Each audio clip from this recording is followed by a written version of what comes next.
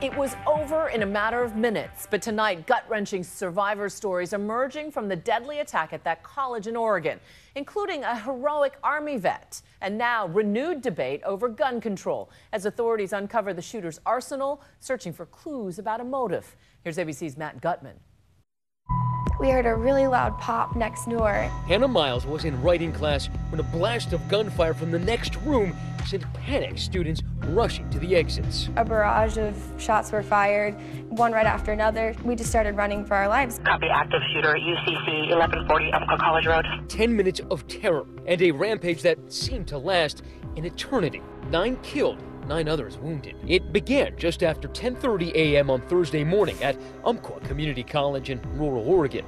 Somebody is outside one of the doors, shooting through the doors. I keep hearing screaming, and I look out the window and I see people running from the scene, and that's when I knew we need to get out.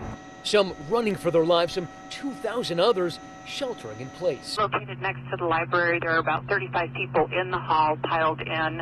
The campus center is on lockdown. Being locked in there and not knowing if my friends were okay, I, of course, was bawling my eyes out. The ordeal ending only with the suspect shot dead by police. We've got multiple gunshot wounds. We're going to need multiple ambulances on scene. Tonight, new details on the shooter's arsenal, the victims, and the incredible stories of heroism and survival. How complicated a scene was it when your officers arrived? It was very chaotic. You know, we had a lot of students that were running from the building. We had rooms that were in lockdown. It was a very chaotic scene. We had two heroic police officers that got there first. They engaged the suspect.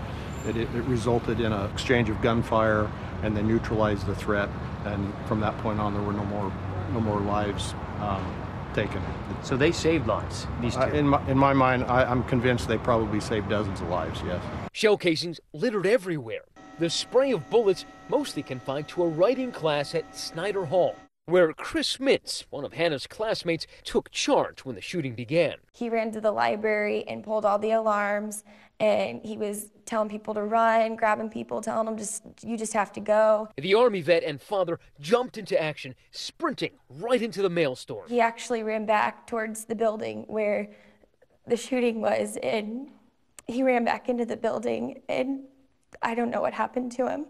Mintz charged the shooter, taking 7 bullets. This image showing him as he arrived at a local hospital, his family in North Carolina recounting his ordeal. Tries to block the door to keep the gunman from coming in, gets shot 3 times, hits the floor, gets shot 2 more times. Both of Mintz's legs were shattered during the shooting. He's going to have to learn to walk again, but he walked away with his life. In a conversation with ABC News from his hospital bed, Mintz said, "I just hope that everyone else is okay. I just worried about everyone else." Those caring for him at the scene heard him worried about someone in particular. Sharon Kirkham, studying to be a nurse, was right there. Chris is screaming, "It's my son's birthday, it's my son's birthday, come on, dude, come on." And then you hear rapid fire again, and he shot Chris. Authorities have also identified the shooter as Chris Harper Mercer, a student at the college. His life now the focus of a massive investigation. Before he was an alleged mass murderer, he was a failed soldier, lasting a mere month in basic training in 2008, according to the military, discharged for failing to meet the minimum standards. Today, the ATF finding Mercer had carried 6 guns onto the campus and owned 7 more. A flak jacket and extra ammunition also found at the scene. The whole idea with the body armor is 2 things. One, it goes along with the whole war mentality, me against them, and it also does give them a certain level of protection with the presumption they're going to probably get in a shootout with the police. Mercer lived with his mother in this apartment just 2 miles from the school. An officer could be seen questioning her outside. Sources tell ABC News he gave papers and a computer thumb drive to someone on campus before the shooting, loaded with what's described as hate-filled writings. His online history indicates he was also fascinated with other mass shooters, saying, "Seems like the more people you kill, the more you're in the limelight." If he's making comments about previous mass shooters, it's that he wants to join the club. He wants to be special. He wants to be recognized. The sheriff's office also confirming to us tonight it is investigating whether the attack was religiously motivated. Relatives of eyewitnesses telling ABC News Mercer asked victims about their religion before firing. One thing is certain. Yesterday's tragedy is the 45th school shooting in the U.S. just this year, and it's renewing the debate about gun control. Somehow this has become routine. We've become numb to this.